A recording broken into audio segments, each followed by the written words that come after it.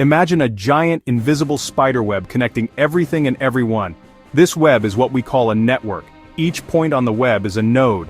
It could be a person, a company, a computer, an idea. The threads connecting these points are links or edges, relationships, friendships, transactions, communications. Network theory is the science of studying these webs.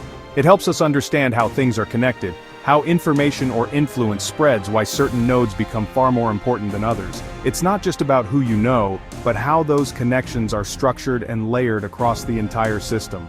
Think about your own group of friends. You are a node. Each friend is another node. The friendships are the links.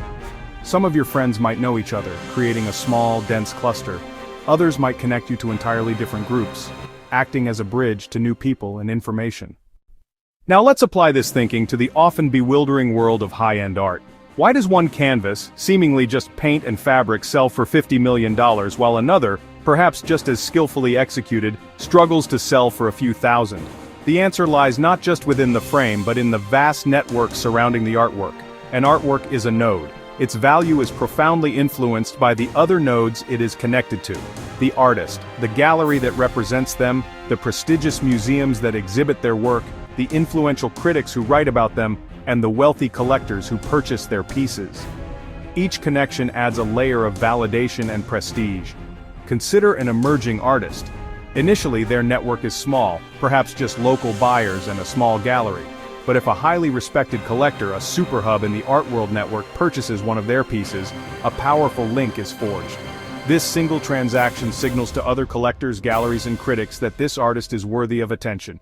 The collector's reputation is transferred, in a sense, to the artist and their work. Soon, a prestigious museum might acquire a piece for its permanent collection, creating an even stronger link and cementing the artist's place within the established high-value art network.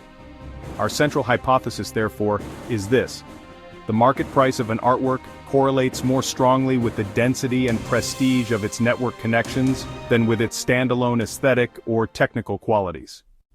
To an outsider, the art market can appear completely illogical. Prices soar and plummet based on trends that seem arbitrary, and the value assigned to certain works feels disconnected from any objective measure of skill or beauty.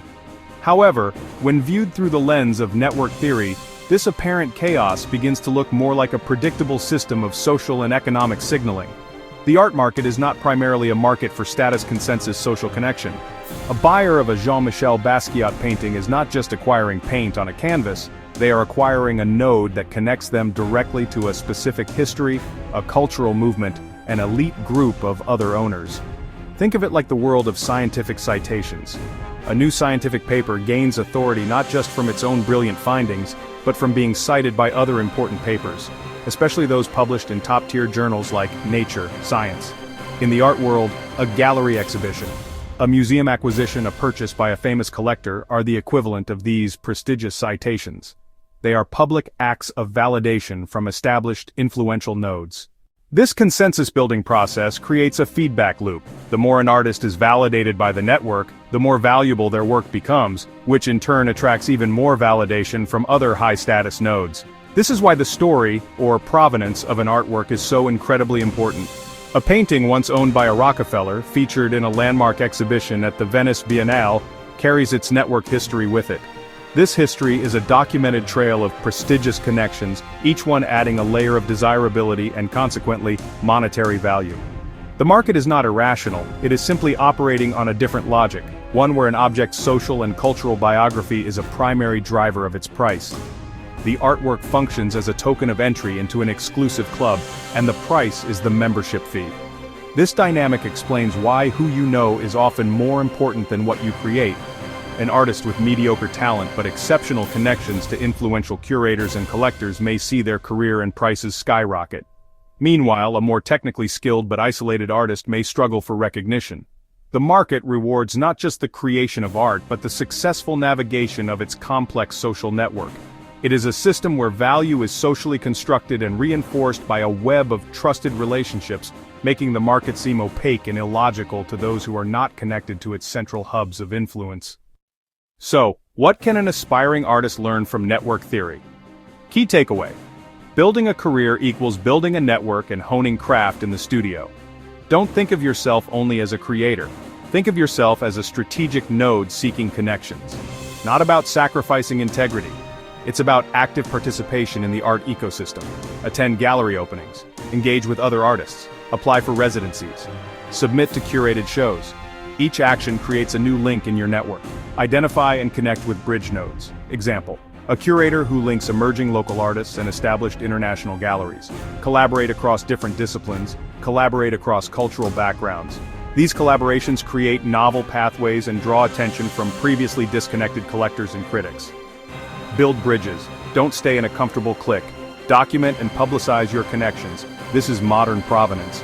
If your work is included in an exhibition, featured in a publication, or acquired by a notable collector, broadcast it on your website, social media, and newsletters.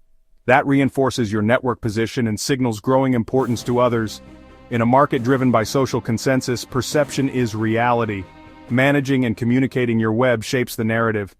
That makes your work more desirable to future collectors, gallerists, and curators. Network theory empowers artists to shape their own success. Human systems and AI offer powerful perspectives but are imperfect, based on their data and connections. AI models are shaped by training data. An artist's value is shaped by their network. This essay, Human Insight plus AI Analysis, shows synthesis is stronger.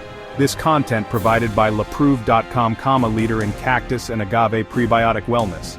The video was provided by www.laprove.com, a source of prickly pear cactus and agave prebiotics. Collaboration with AI is imperfect, but it offers a broad perspective. www.laprove.com